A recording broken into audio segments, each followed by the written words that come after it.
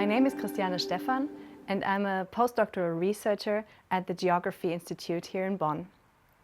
In my current research, I look at future dreams in Eastern Africa, taking off from the general idea of the CRC, the Collaborative Research Center.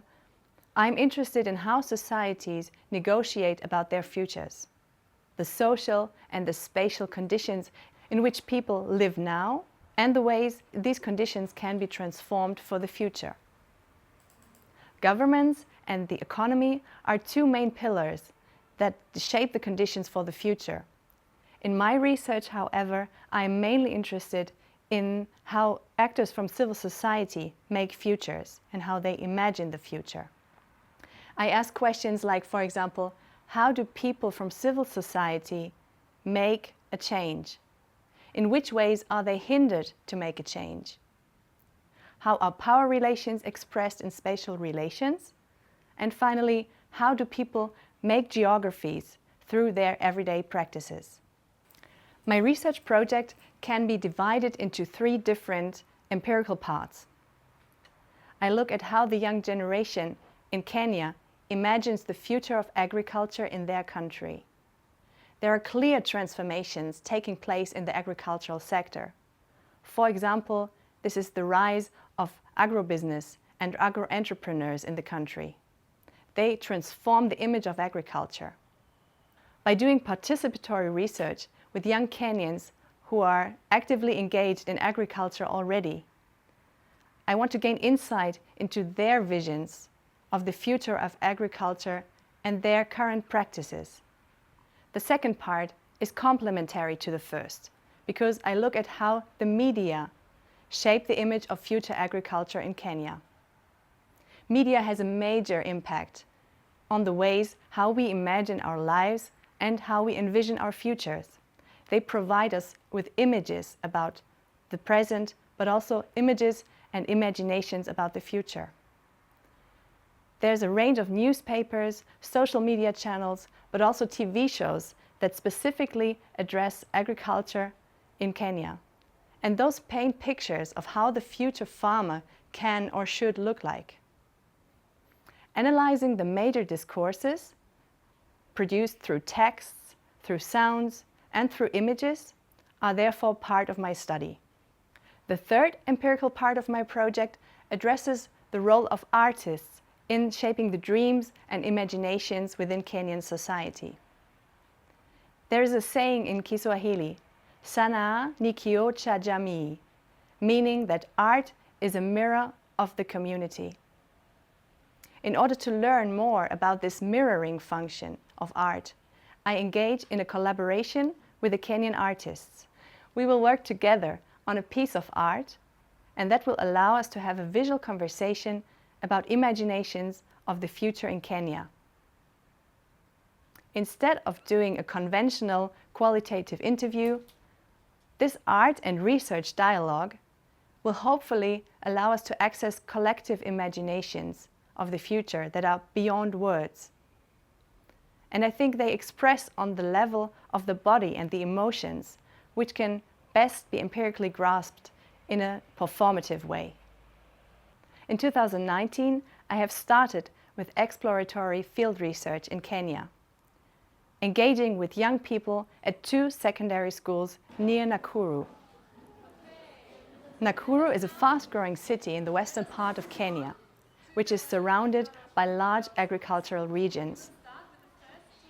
In 2 participatory photography workshops, which were set up as photo contests, we exchanged ideas about how the future of agriculture in Kenya might look like in the next 10 years.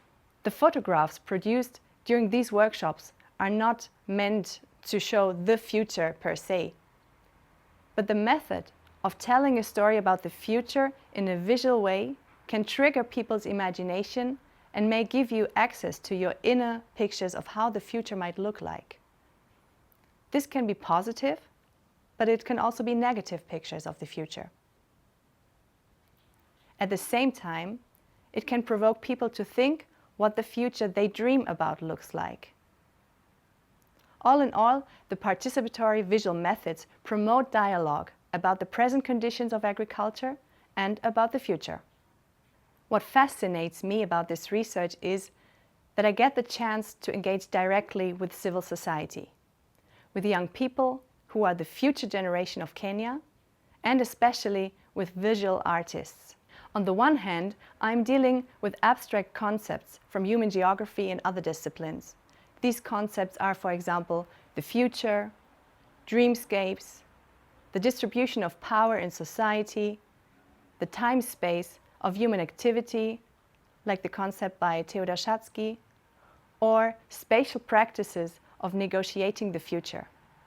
On the other hand, I look at these concepts through the lens of an artist, or with the help of an artist, who alienates and transforms abstract concepts into something else, something beautiful or something ugly, something appealing to your emotions, something that makes you wonder, and something that makes you question the previous assumptions about society.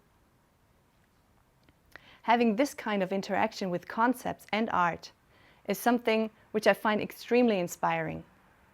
And I even think that in the long run, it allows to collectively develop solutions for current problems in our society.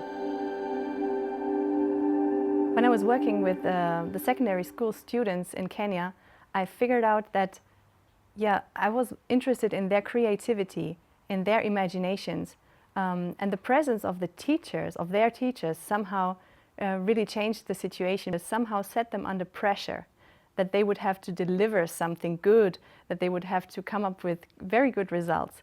But what I actually wanted from them is to think freely, to think creatively, to have access to their own imaginations. And that is something that is out of the box, thinking out of the box. So I was really trying to get them to think out of the box and really trying to access their own imaginations of the future, not repeating something that they have read about in books, but to think about their own dreams. And it took me some time. It took my Kenyan colleague and me some time to really get them to creatively engage with this task. And I think this is something that, it concerns German students just as Kenyan students.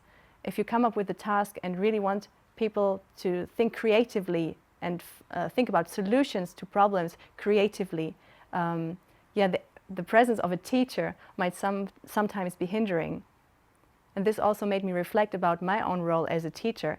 I want to be a university teacher that fosters and that inspires their students' creativity and not let them only learn from textbooks.